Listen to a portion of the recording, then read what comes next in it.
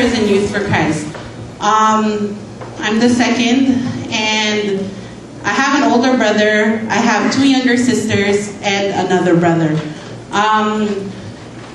And supposed to be my brother, he should be the one I look up to. But my brother, for most of our life, he was really a jerk, I can say that to his face, so it's okay. If he was here, I'll say that. He was a jerk.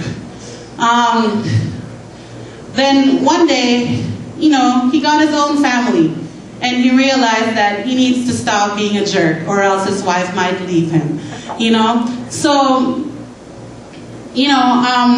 but he became a better man. Thank God, he's a better man now. But because of how he was, he decided to go his own way and not be with our family. I had to step up and be the oldest child. So my role pretty much in our family is to damage control. Something's wrong, I'll take care of it. Like if we have financial problems, I'll find ways to solve it. Even to the point before where we were having financial problems. I wanted to sell my eggs, so that we could make money. That's like $14,000, right? But my mom was like, no, you don't have to do that. I was like, okay, I just thought I'd help, right? I want to solve things. Also, my mom and my dad, they're great. They're great parents, and I love them. But at times we don't see eye to eye in things. I'm 27 years old, but they treat me like I'm 16. And it's hard, because I feel like, oh, come on. I make my own money, I need my freedom. But they're like, no, we love you, you're a baby. I'm not a baby anymore. Okay, obviously, hey, so, it's hard. Like I said, I have 3 jobs. It's not for me, it's for my family. Of course some of it is for me, but for the most part, it's for my family. One of my jobs is working for a board and care. We have a board and care, and I manage that, aside from my full-time job, and I don't know, every day it's hard, because every day it's an issue, and I'm like, this is not my business, this is a business that my family put up, yet I have to be the one to take care of it. And as much as I want to tell them, oh, I hate this business, or just I want to give up, I don't want to be a part of this anymore, I can't, because they're my family. They're the only ones I have. I can have 1,000,000 friends in the world, but I can lose all those friends, yet I'll still have my family to back me up no matter what. It's not easy every day with the challenges I face. For some people, they just go have a regular teenage life. I never had that. I said I have 2 brothers. I have my older brother, and I have our 4th brother. He's a special child. He's autistic. So all our lives had to revolve around taking care of him. We all had to take turns taking care of him.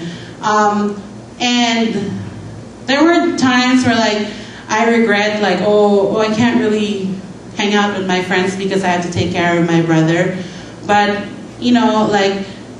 I don't know, I realized that this has brought our brother, him being autistic, him being special, brought our family closer together. And,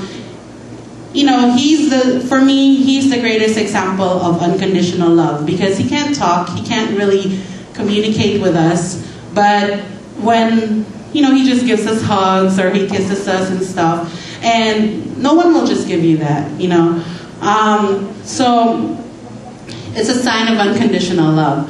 I don't know, I don't want to give you the sob story of my life. Ooh, okay, let's smile again.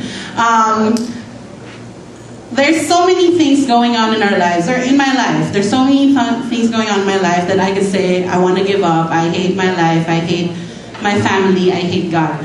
But every day I wake up in the morning and I just say that, you know what, I want to go out there and just be a source of love to the people around me, most especially to my family. And like I said earlier, that's a choice we have to make. I hope by coming here every week, that's something you learn. You learn that, you can become better people by just doing good things. Not that you're not doing good things now, but by just doing a lot more good things, you know. And by just sharing love to others, not just to those we like, but to anyone and everyone, especially to our families. Because right now, while we don't have our family, our own families, the family that we have is the one that was given to us. You know, not our choice, but because that's, you know, we were born. So we have to love them no matter how hard it is.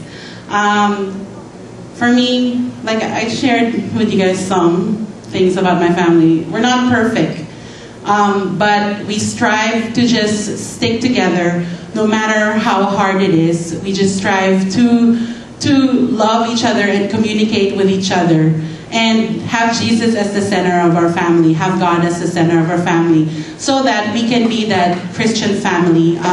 We can fulfill the plan that God has for us, so that I can get to heaven and I can bring my family to heaven with me. Because it's not fun, you know, if I'm just there and I won't have my sisters there with me. I won't have you guys with me, my friends with me, you know. I want everyone I love to be in heaven with me. It'll be a party. Life is a party. Tough crowd, man. Come on, let's laugh. Okay. Thank you, Dirk. So, thank you. Okay. So, aside from being examples in your family, you have this group, Singles for Christ. Like I said, my parents are in Couples for Christ, my sisters are in Youth for Christ, I'm in Singles for Christ. You learn a lot of things about family from the different ministries this community has. You see examples, I see examples of good families. If I can't deal with my family, I see examples of other families who get through it, you know, no matter what challenges they face in Couples for Christ, or even through my friends in Singles for Christ. Sometimes your family is your friends, you know, and they bring you up at the time that you need them the most, at the time that you need it the most. And you get that with Singles for Christ. With Singles for Christ, you get an instant family, not just friends. Like I said, for the past 8-9 months, I haven't worked, but I go out all the time, you know. I can't say that, you know, I'm like not fed. I eat a lot. Someone pays for my food, you know. And aside from my family, that's my friends here in Singles for Christ. And I'm really thankful for them, you know, that they're not just there for me through the good times, they're there for the bad times too. This is my own Christian family, apart from the family that I have.